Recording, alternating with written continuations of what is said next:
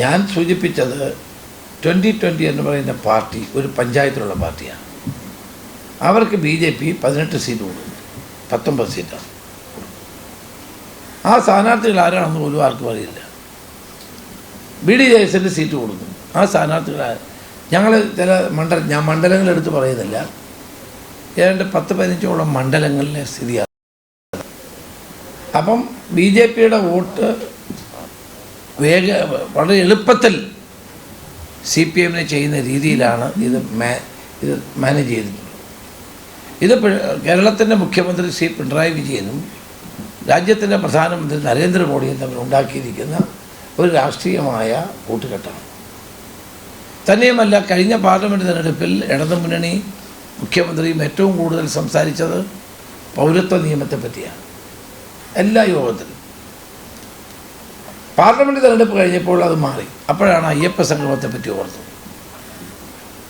ആഗോള അയ്യപ്പ സംഗമം നടത്താനും പാർലമെൻറ്റ് തെരഞ്ഞെടുപ്പിൽ ന്യൂനപക്ഷ പ്രീണനം അവസാനിപ്പിച്ച് ഭൂരിപക്ഷ പ്രീണനത്തിലേക്ക് മാറുകയാണ്. ഈ തെരഞ്ഞെടുപ്പിൽ CPM പ്രയോഗിക്കുന്ന ഭൂരിപക്ഷ പ്രീണന കാർഡാണ്. ഈ 2 കാർഡും കേരളത്തിൽ ചെലവാകാൻ പോകുന്നില്ല. ഞങ്ങൾ മതേതര നിലപാടിൽ ഉറച്ചു നിന്നുകൊണ്ടാണ് ഈ തെരഞ്ഞെടുപ്പിനെ നേരിടുന്നത്.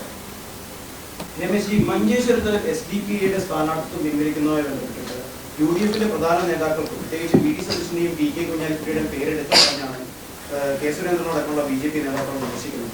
UDFും SDPയും തമ്മിൽ മഞ്ചേശ്വരത്തുള്ള ആരോപണം, ഗുരുതരമായിട്ടുള്ള ആരോപണമാണ് BJP നിരന്തരമായി ഉന്നയിച്ചുകൊണ്ടിരിക്കുന്നത്. ഇന്നലത്തെ പൊതുയോഗത്തിലും മുൻപ് മാധ്യമങ്ങളെ കാണുമ്പോഴൊക്കെ അത് ആവർത്തിച്ചുകൊണ്ടിരിക്കുന്നു. കേരളത്തിൽ SDPയും CPMും തമ്മിൽ കൂട്ടുകെട്ടുണ്ടായിരിക്കുകയാണ്. PDPയും CPMും തമ്മിൽ കൂട്ടുകെട്ടുണ്ടാക്കിയിരിക്കുകയാണ്. എൻ്റെ മണ്ഡലത്തിൽ PDPയുടെ നോമിനേഷൻ കൊടുത്തു. അപ്പോൾ അതിലെ നാമനിർദ്ദേശ പത്രിക സ്കൂട്ടണി ചെയ്തപ്പോൾ അതിനകത്തെല്ലാം വലിയ ഗുരുതരമായ തെറ്റുകളാണ്. അപ്പോൾ എൻ്റെ ഏജൻറ്റ് അതിനെ ഒബ്ജക്റ്റ് ചെയ്തു. അപ്പോൾ അതിന് ഏറ്റവും കൂടുതൽ എതിർത്തത് BJPയും CPMും ആയിരുന്നു. അത് തള്ളരുതെന്ന് പറഞ്ഞു. അപ്പോൾ ഇവരൊക്കെ എവിടെയാണ് നിൽക്കുന്നത്? കേരളത്തിൽ SDPയെ പരസ്യമായിട്ട് പ്രഖ്യാപിച്ചല്ലോ, LDFന് പിന്തുണ പ്രഖ്യാപിച്ചു കഴിഞ്ഞു. PDP തെരഞ്ഞെടുപ്പിൽ പിന്തുണ പ്രഖ്യാപിച്ചു കഴിഞ്ഞു. മഞ്ചേശ്വരത്തെ കാര്യം എനിക്കറിയില്ല കേട്ടോ, അതെനിക്കറിയില്ല. മറ്റു സ്ഥലങ്ങളിലെ കാര്യമാണ് ഞാൻ പറഞ്ഞത്.